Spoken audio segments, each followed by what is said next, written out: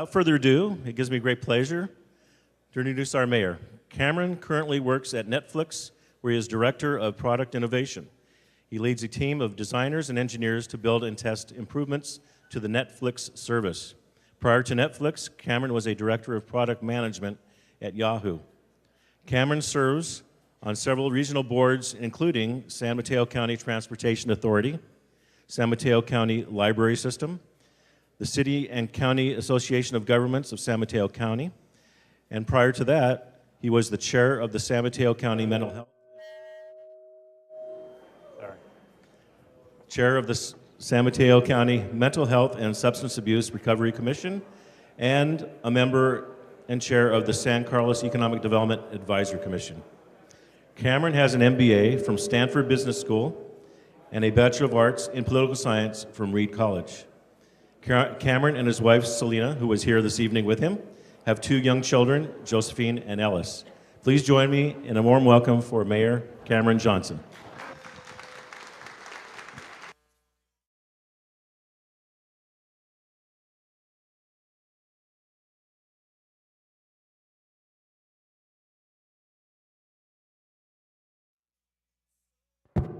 Oh, sorry. Can you hear me? Can you hear me in the back? Yes. All right. Good evening. Thank you, everyone, for joining us tonight.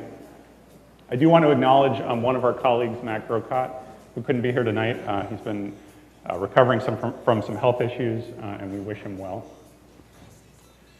I want to thank the Chamber of Commerce for organizing tonight's event. In 2016, I'll stand back. It's a great honor for me to serve you on the City Council, and it is an extreme privilege to have been chosen to serve you this year as your mayor. In 2016 in San Carlos, we find ourselves in a moment of extreme and growing prosperity, but coupled with accelerating change. And so what I want to talk to you all about tonight is my perspective on where the city is today and where we're going. And my perspective is heavily influenced by the fact that I sometimes feel like I live in between two worlds with one foot in each. The first, there we go. The first is my professional world. So as Dave mentioned, I work for Netflix. This is a team I manage. This is me holding an Emmy that somebody else won. And you know, at Netflix, we're constantly challenged to imagine what the future will be like and to race as fast as we possibly can to implement it. My other foot is in the world of being a local elected official, and I get to use big novelty scissors, and I get to ride around in parades. And it's a world that's steeped in tradition. It's a world that's skeptical of change, that looks for consensus, and wants to ensure that we take care of everyone and that we move forward in a gradual and incremental process and bring everyone along with us. And I appreciate both these worlds, and they're appropriate, and I feel the struggle between the two, and I feel it every day in San Carlos in a lot of the dialogues that we have around town. So the other thing that influences my perspective are my kids. I think this is like the ultimate dad photo. Sums up what it means to me to be a father. And you know, for my kids, I'm focused on trying to make sure that they grow up in a great environment that feels safe and secure and gives them a joyous childhood. But at the same time, I want to prepare them for an increasingly competitive world. And so oftentimes when I have to balance between these two things, I think about, well, what is this going to mean to them? What is it going to mean to the children of San Carlos a decade from now? So there are many staff people in the room, there's many city officials, there's many stakeholders, and as a community, we're often caught up in the day-to-day of the small debates that happen in San Carlos about where the dogs get to play, what day the farmer's market should be on. These are important trade-offs that have real impacts on our community, but sometimes we lose sight of the bigger picture.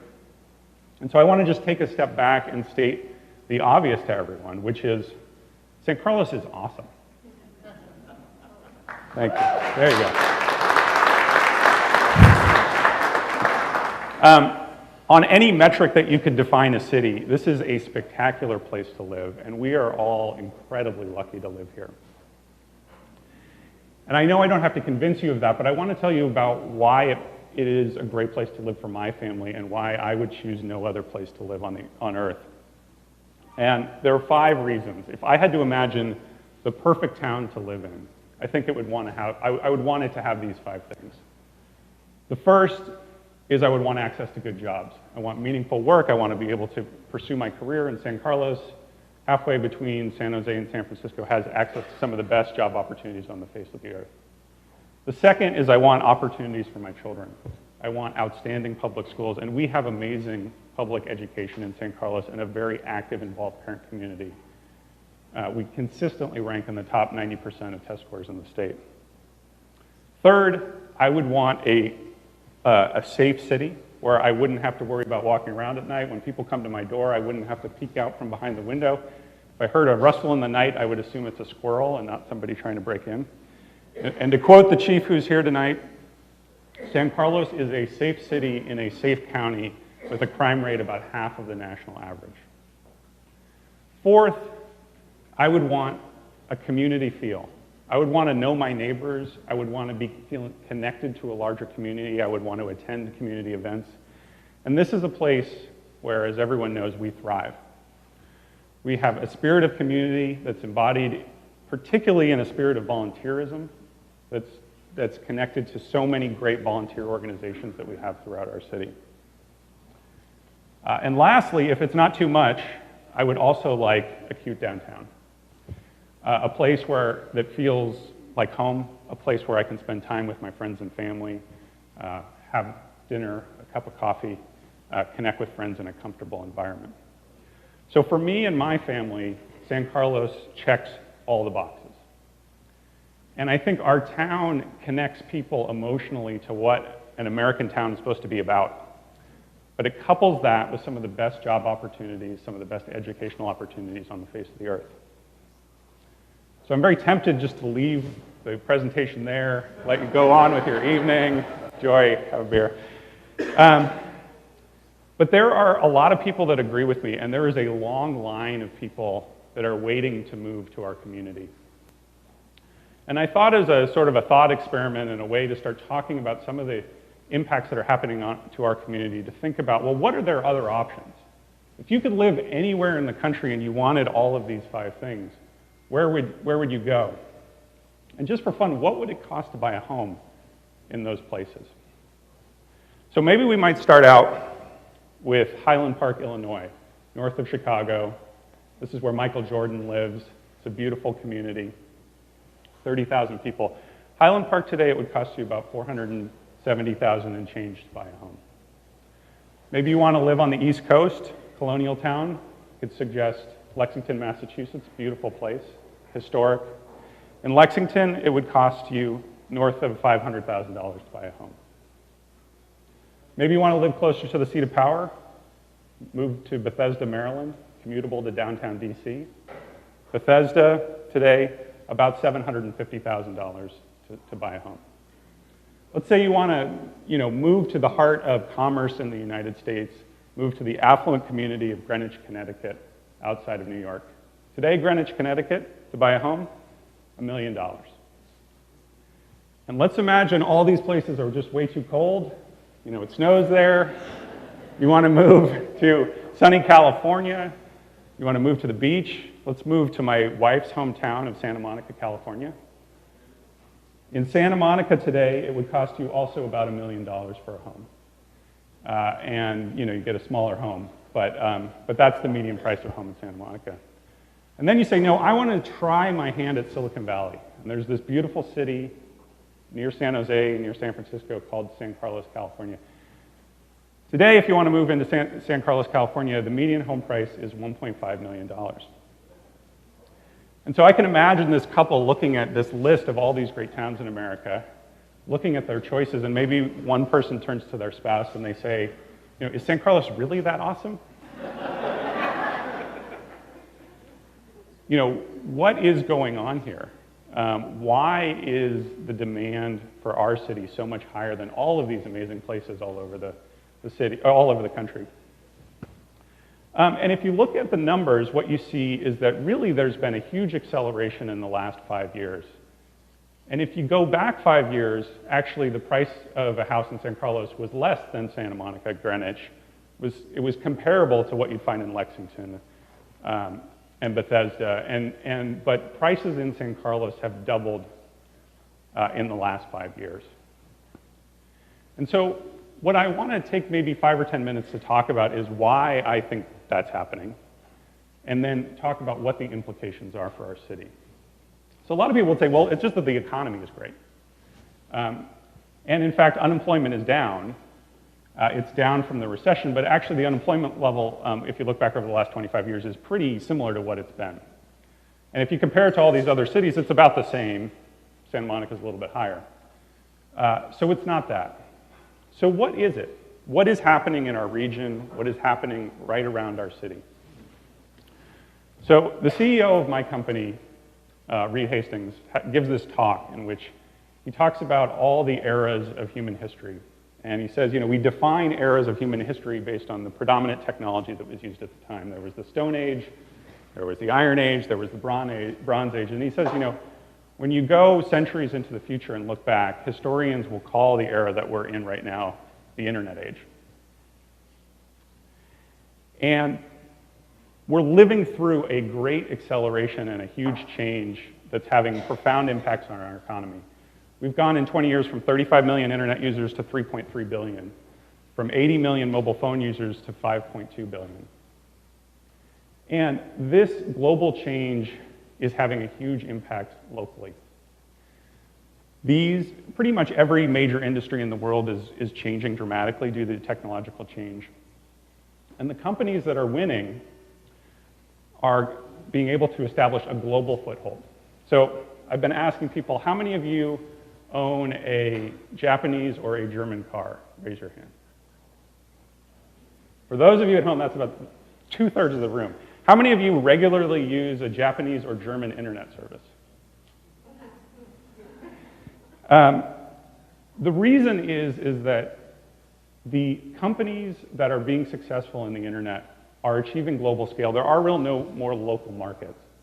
There's only one YouTube, there's only one Facebook, there's only one Google search.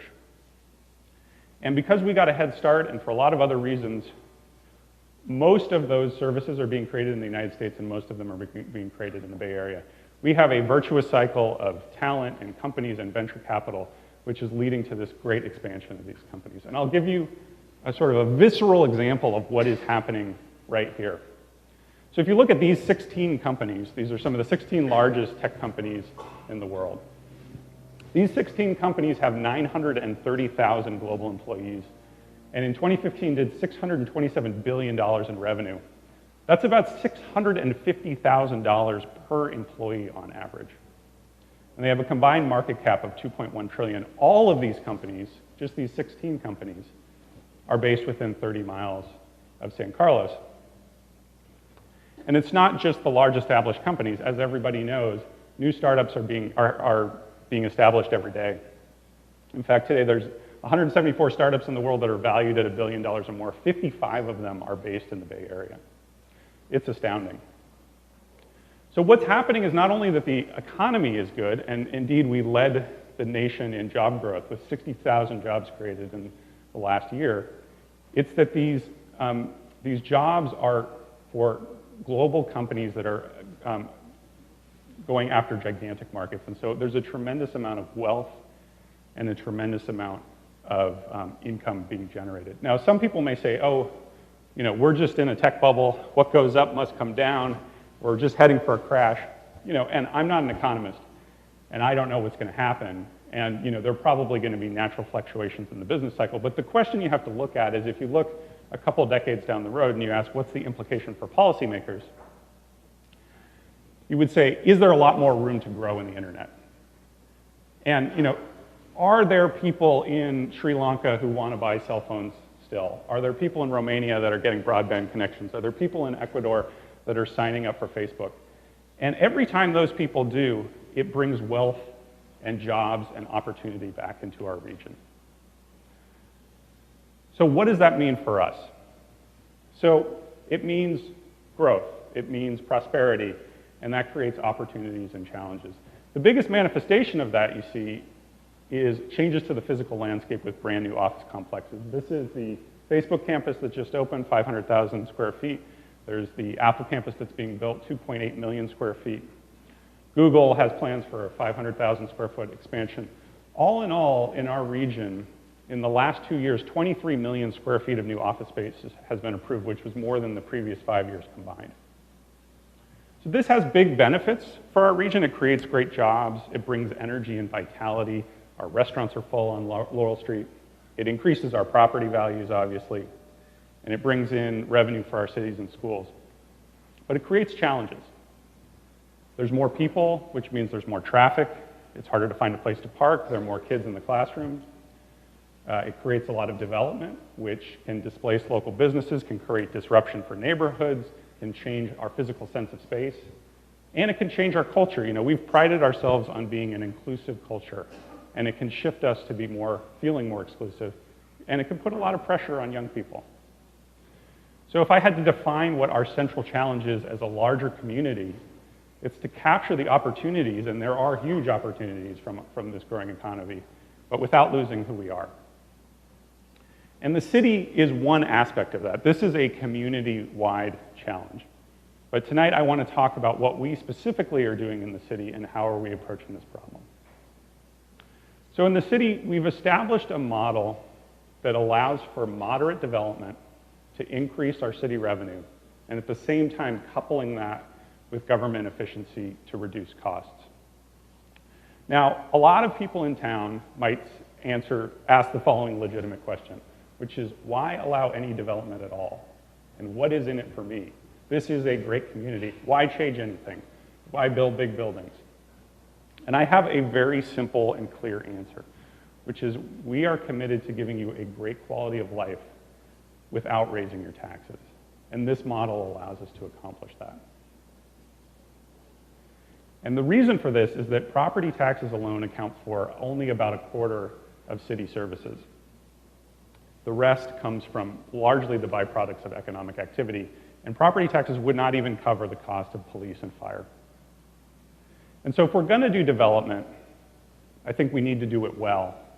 And I want to talk about some of the projects that we're working on this year, but I want to lay out some principles that I think the city would agree are how we want to do development in the city of San Carlos. First and foremost, we need to show a clear public benefit. That can be cleaning up a contaminated site, creating a new parking garage, creating jobs in town. We want to minimize impact on neighborhoods. We want to fit into the scale and design of our community. We want to reach out and listen to the community, and we want to communicate from an inception all the way to completion. And we're off to a good start. So as most people know, we recently opened the new medical facility on Industrial Road. This provides a great community benefit in that we have access to more medical care. It creates jobs in town. Excuse me. Could I have a glass of water if somebody has one? And it cleans up a previously contaminated site. It was done with extensive public stakeholder input. This year we have 3 significant projects, which are exciting projects. They create tax revenue to the city. They create public benefits, and I want to talk through each of them.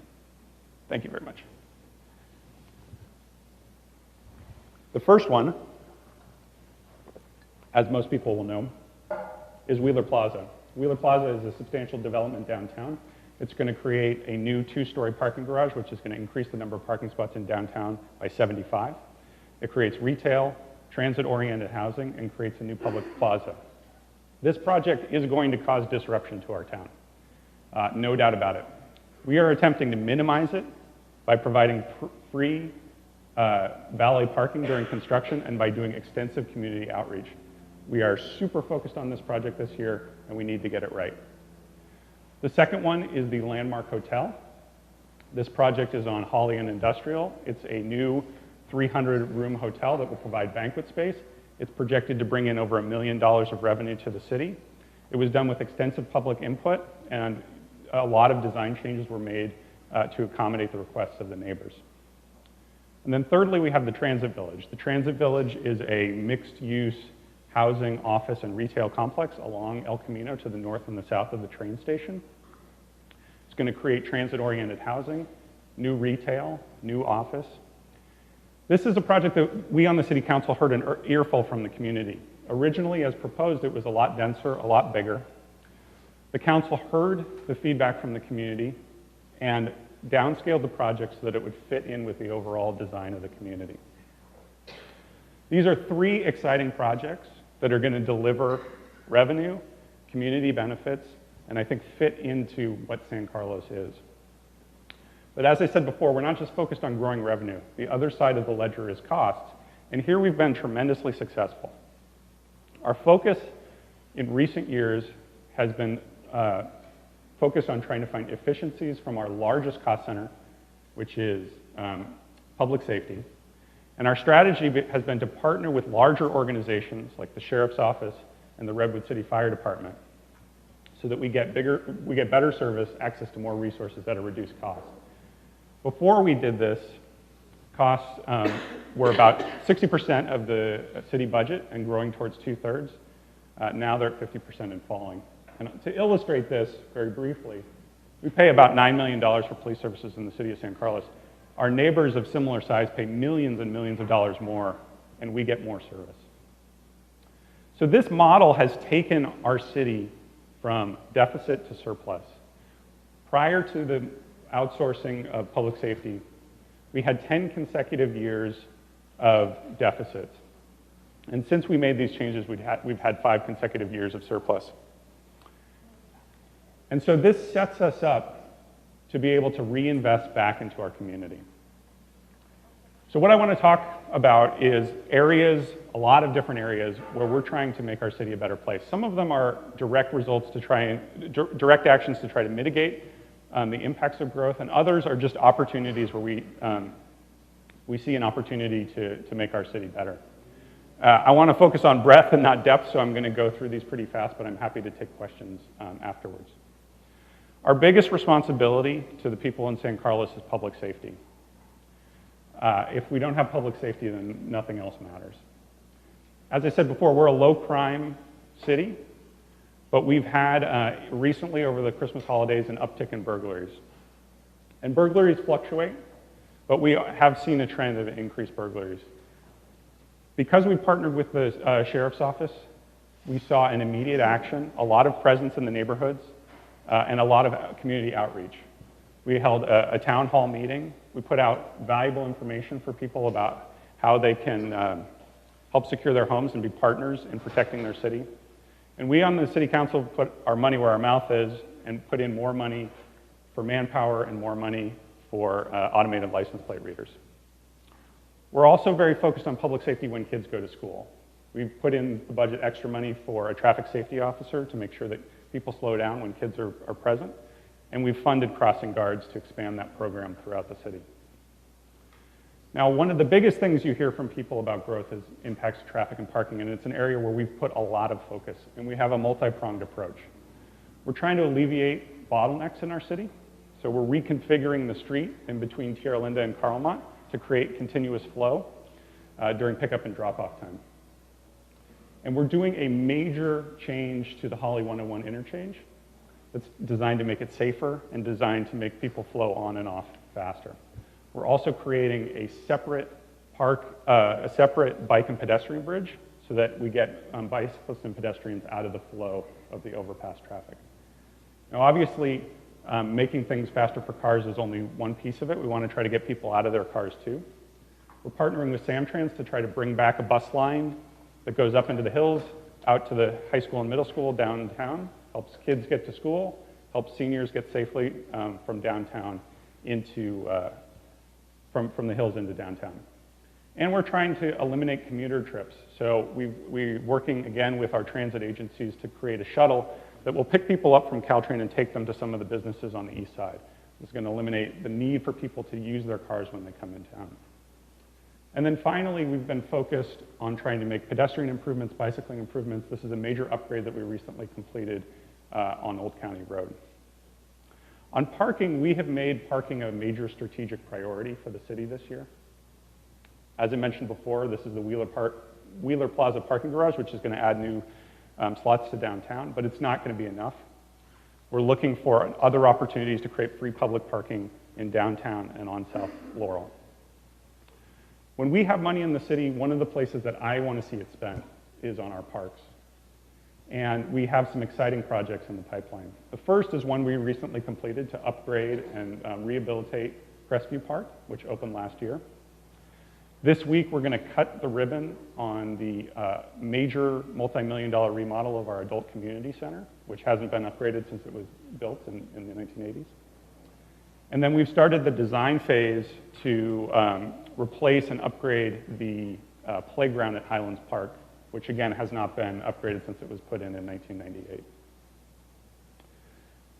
San Carlos is defined by, if San Carlos is defined by anything, it's on our neighborhoods. And we want our neighborhoods to be thriving places. We want them to be places where people can interact with their neighbors, a place that feels like home, a place that feels like people can disconnect from the busy work world. And we're focused here as well.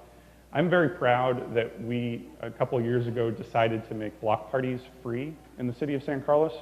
So it's free to close your street. The city will pick up the cost of insurance. We did this because we wanted more people to have an opportunity to connect with their neighbors. And based on this, we doubled the number of block parties in San Carlos.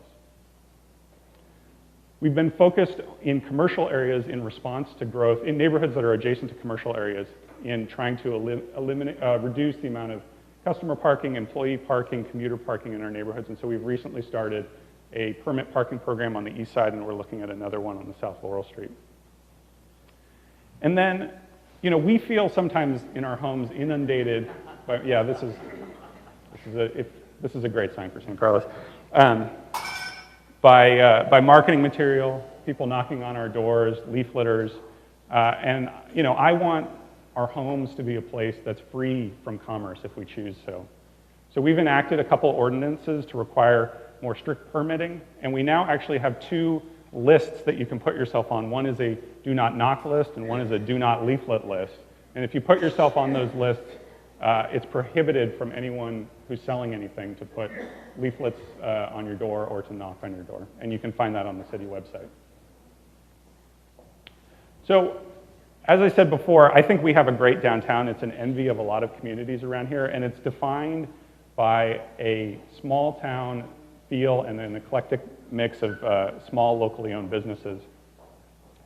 With the increase in development and with rising rents, I've been concerned that a lot of locally owned businesses are going to be displaced. And they have the potential to be replaced by chain stores, which I think would have a big negative impact on our sense of place in San Carlos. And so I proposed allowing the public to weigh in when a new chain store wants to move into downtown. And I'm excited to say that the council agreed with this and voted. And so now any chain store that wants to move into San Carlos will have to go before the Planning Commission. It gives the public an opportunity to have a say in the long-term direction of their downtown. So obviously affordability is a huge issue. And we only have so many tools that we can to address this in the city.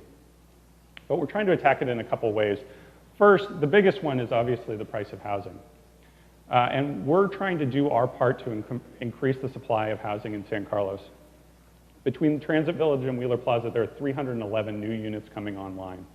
And then we're working with local nonprofits, and we have 29 housing units that are at affordable rates in the pipeline. The other side of affordability is people who are on a fixed income. They may own a house, but they're not having a lot of money coming in, and they're seeing just the costs rise in general. And a piece of that is the cost you pay for utilities. So we enacted a discount system for Recology, for trash services, and we've proposed to do the same for sewer services. There's about 1,400 residents in San Carlos that would qualify for these programs. As Northern California residents, I think we feel connected to our natural environment. And I think we feel a responsibility to be good stewards of it. And particularly at times of tremendous prosperity, I think it's incumbent upon our city to be a leader in this area. And we have been. So as everyone knows, we've had a historic drought. in the past couple of years in California, and the city has reached out to its residents, encouraged them to conserve water, and provided practical ideas for how to do so. And our community has really stepped up, reducing their water usage by 1/3. In the area of climate change, we've been trying to reduce the greenhouse gas footprint of the city of San Carlos by doing things like switching out old streetlights to more efficient LEDs. We've achieved a 15% greenhouse gas emissions reduction in the city of San Carlos, and for which we received an award recently. And then I'm very excited about a new program that we have just recently joined called Peninsula Clean Energy. This is an organization of all 20 cities in San Mateo County, and it allows us to pool our electricity demand and buy electricity on the open market and offer it, buy greener electricity on the open market and offer it to residents and business at the same or a cheaper rate than people currently have with PG&E. Today, people do not have a choice in terms if they want to pay for a greener alternative, and this will give them that. This is a program that's going to roll out in October. Lastly, I want to talk about accessible government. So when you interact today with an organization, an institution, a company, you're much more likely today to do it on your phone or on the computer than you are to walk into a physical building. And I would wager that more people in the city of San Carlos will visit the city's website than will ever walk into City Hall. And we're trying to make sure that we are present in places where people are. So we launched a mobile app this year. It's available on iOS and Android. It gives valuable information about the city, but it also allows you to submit a ticket request. So if you're at the park and you see a broken water fountain, you can take a picture of it, submit a request, it'll get assigned to a maintenance worker who will come out and fix it. And it's a great way to get feedback from our community about what needs improvement. We also launched an online forum called Shape San Carlos that allows people to interact about important policy issues that are coming before the city. And then lastly, we're very active on social media. We want to be able to, the city government probably has a very small impact on most people's lives, but we want to be able to provide good and valuable information when people need it, let them know what's happening in the city, and really just engage with them about how great it is to live in San Carlos. So as I said before, our community has always been a team effort.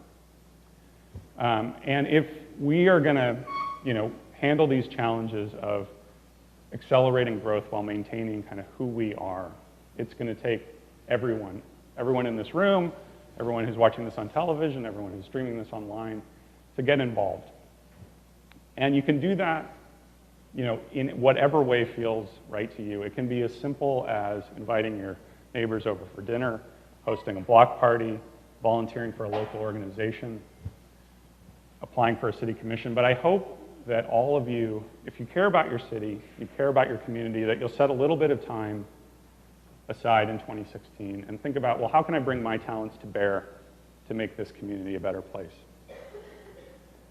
San Carlos checks all the boxes for my family, and I hope it does for you. We in the city are focused on making sure that this is the best possible community for you and your family for generations to come. Thank you for being here.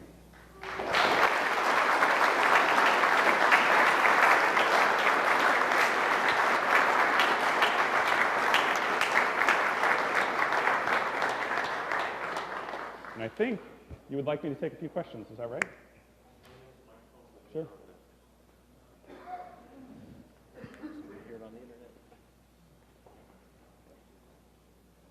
Any questions? Or did I answer them all? No questions.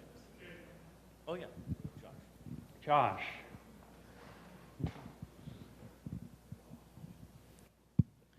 Cameron, you mentioned that getting Wheeler Plaza right is a top priority. What has the city been thinking about in terms of making that come to fruition? Yeah, so Wheeler is going to be disruptive to our city, as I said. We're going to be temporarily eliminating a major downtown parking garage, or major parking lot. And so there's a couple things. One is, as I said, free valet parking. But more specifically, what we're doing We're going to do a lot of community outreach ahead of time to let people know what's happening. So that empowers people to make different decisions about where they might want to park and how they might want to plan. And then we've hired a part-time coordinator whose sole job is to communicate with the public, to find problems, and to go out and solve them as quickly as possible. So I've told the city staff that if we get this right and we don't do anything else, it will have been a successful year. If we get this wrong and we don't do anything else, it will have been a tough year. So I really want a tremendous amount of focus on making sure that we minimize the impact to the community.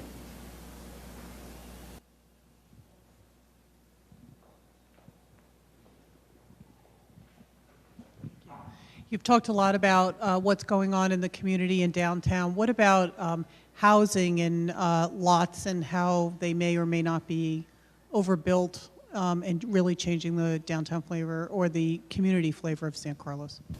Yeah, so there's a bit of discussion right now happening in the community because there are two proposed lot splits, one on White Oak Way and one on Cedar. And a lot of the neighbors have some major concerns about that. There was a big discussion at the Planning Commission. So we're hearing that loud and clear on the City Council. What happened recently is that the Planning Commission asked to have a study session about subdivisions and lot splits and to think about, should we change this policy? It's been a long-standing policy in the city. These rules haven't changed in a long time. And so I'm very interested to see how that discussion goes. I've encouraged people who've contacted me to participate in that discussion, and I think that's coming up in about a month or so.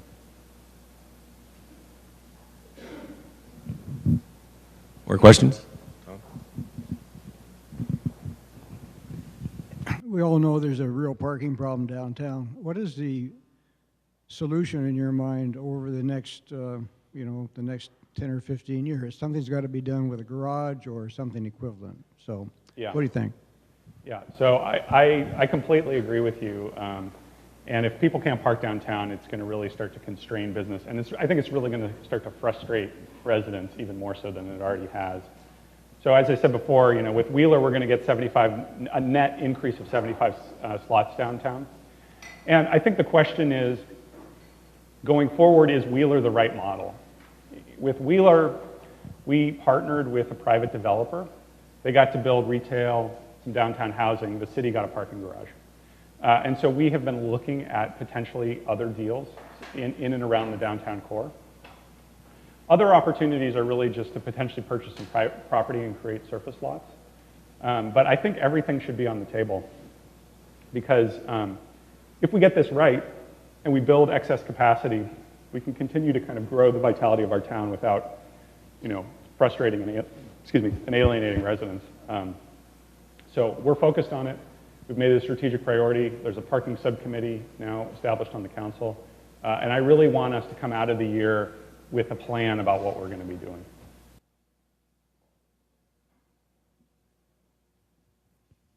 More questions? All right.